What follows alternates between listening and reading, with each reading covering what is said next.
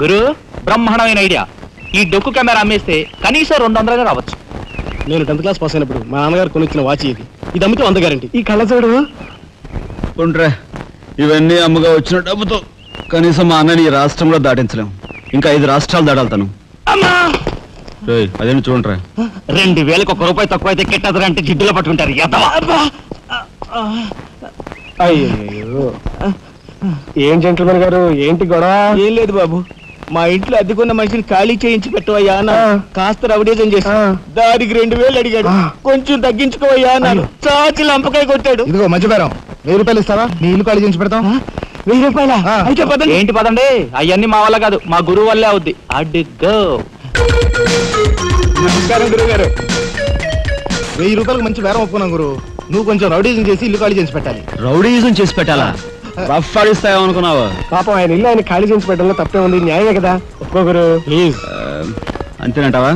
సరే బాబు, ఒక మాట, అది సామాన్యురాలు కాదండి. రాలు అంటున్నాడు. కొంపదీసి ఆడదా? అవునండి.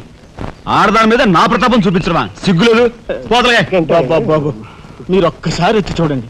అది ఆడది అనుకుంటే మీరు తలొకతోనూ నన్ను తన్నండి. ఇదెక్కడ ఆడదురా అనుకుంటే మీ హెల్ప్ మీరు చేయండి, మీ డబ్బులు మీరు తీసుకోండి.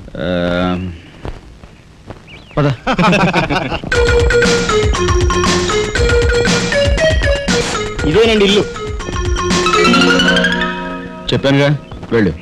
తప్పదంటారా? మరేం భయం లేదు, వెళ్ళు. రండి.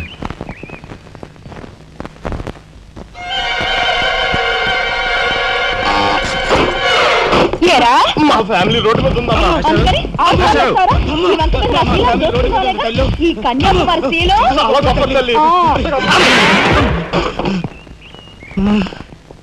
అయ్యా అమ్మా, వద్దు వద్దు అన్నాను. వెళ్ళు అన్నారు. తీరా లోపలికి వెళ్ళి చూస్తే అది మాత్రం ఆడదు కాదండి బాబు. దీని సంగతి నేను చూస్తా.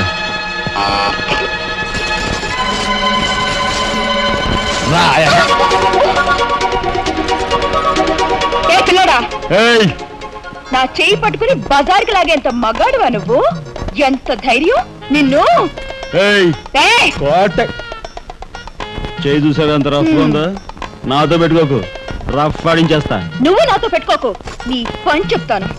సూరమ్మత, అప్పాయమ్మ, వెంకాయమ్మ, సీతమ్మత. పొడుస్తా. పీకు, నీ బోర్డు పీకు. ఈ కత్తి ముయ్. పొడుస్తా. బోర్డు పీకో. కత్తి ముయ్. బోర్డు పీకో. రాయ్, మీరు లోపలికి రండి రా. దీని తాలూకా ఏది దొరుకుతా తీసి బయటపడండి. హలో మేడం, ఒక్క ఫోటో. Just wait. గొంతు పొడుస్తా. పోదలే పీకో.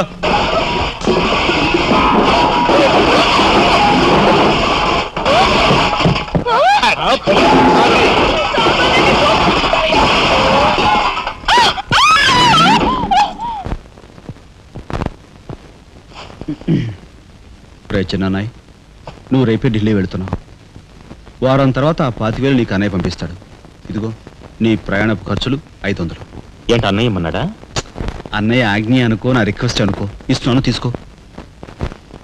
ఈ డబ్బు నీకెక్కడిది? యక్ష ప్రశ్న వెయ్యొద్దు. ఇస్తున్నా, తీసుకో.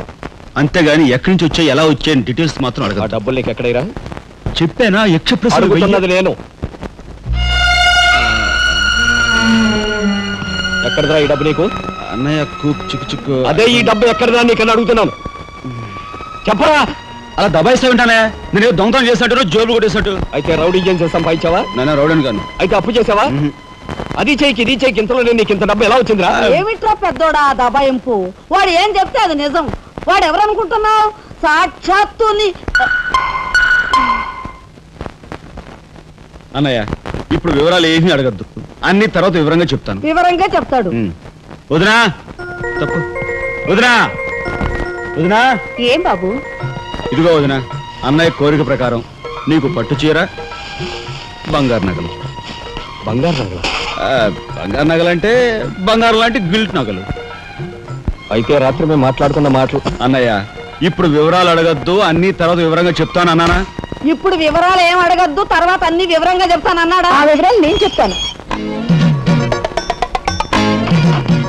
అమ్మని, ఇది ఇంటి దాకా వస్తుందని తెలిస్తే అక్కడే నరికి పాతేసేవాడిని. ఎవరమ్మా నువ్వు సామాన్తో పాటు దిగిపోయావు?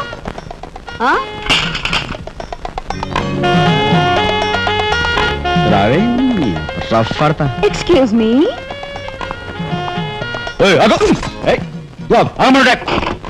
నిన్ను ఏమిటి ఏమిటి దౌర్జన్యం? ఇంట్లో వచ్చింది కాకుండా గది గది వెతుకుతున్నావా? నా శీలం ఏ గదిలో భద్రంగా ఉంటుందో చూసుకుంటున్నాను. నీ శీలం ఆ కోట్ చేజులంత రఫ్ ఉందో రఫ్ పాడించేస్తా. కొట్టుయా కొట్టు, నీతో రఫ్ ఆడించుకోవడానికి వచ్చాను. కొట్టు. బామ్మ, ఈ ఇంటికి పెద్ద దిక్కులో ఉన్నారు, పైగా ఆడవాళ్ళలాగా ఉన్నారు. ఈ ఆడదాని బాధను అర్థం చేసుకోండి. ఈ భారతదేశంలో ఒక ఆడదాని శీలానికి భద్రత లేదా? కనీసం నీ బొంద ముందు నీ బొత్తాలు భద్రంగా పెట్టుకో. నా శీలం బామ్మగారు చూసారా, మీ ముందు ఇలా చూస్తున్నాడు. నాకంతా అర్థం అవుతూనే ఉందరా, అనుమానాలు నాకున్నాయి. కాదు నోరు మూసుకుని పద. నా పెంచి ఏమిటి వాళ్ళ నలుగురిలోనూ అడిగితే తలా ఒక తన్ను తంతారేమోనని ఇక్కడికి తీసుకొచ్చా. ఆ అమ్మాయి ఎవరు? ఆ అమ్మాయికి నీకు సంబంధం ఏమిటి? నిజంగా ఎలాంటి సంబంధం లేదు.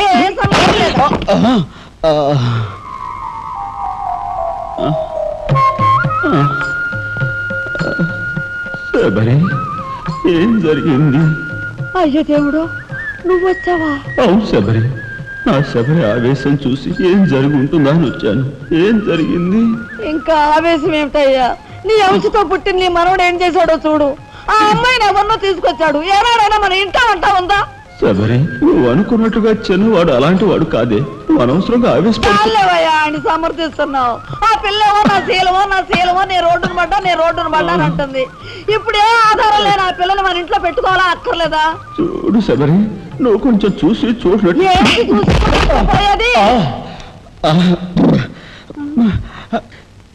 నాయనమ్మా, ఏం జరిగింది? అయ్యో దేవుడు, వెళ్ళిపోయావు. ఎవరే ఎక్కడికి పోయారే? అక్క, దిక్కు ముక్కు లేని ఆడదాన్ని, భద్రత లేని ఏ ఇంట్లోనైనా ఉన్నాననుకో, నా శీల రౌడీల పాలవదా? పోనీ భద్రతగా వెళ్ళి ప్రయత్నిద్దామన్నా వేల మీద డిపాజిట్ కట్టాలి. శీలవతనైనా నేను అంత డబ్బు ఎక్కడి నుంచి తీసుకురాను? నేను ఆ అమ్మాయి విషయంలో ఒక నిర్ణయానికి వచ్చాను. నువ్వు నాకు అడ్డు పడ్డావో నా మీద ఒట్టే. నీకు అనుకూలమైన ఇల్లు దొరికే వరకు నువ్వు ఇక్కడే ఉండమ్మా. నిజమండి? అవునమ్మా, నువ్వు ఇక్కడే ఉండు. బామ్మ, తప్పుకోండి చిన్న బాబు గారు. బామ్మ, మీరైనా నా బాధను అర్థం చేసుకున్నారు. నా రూమ్ ఎక్కడా? రైటా లెఫ్టా? రైటే, బాత్రూమ్ థ్యాంక్స్ బామ్మ. తర్వాత చూసుకుంటా. ఏమిట్రా వేలు చూపిస్తున్నా? ఒకవేళ అదే మొత్తం 5,000 చూపించి ఇక్కడే ఉండు అంటున్నాను.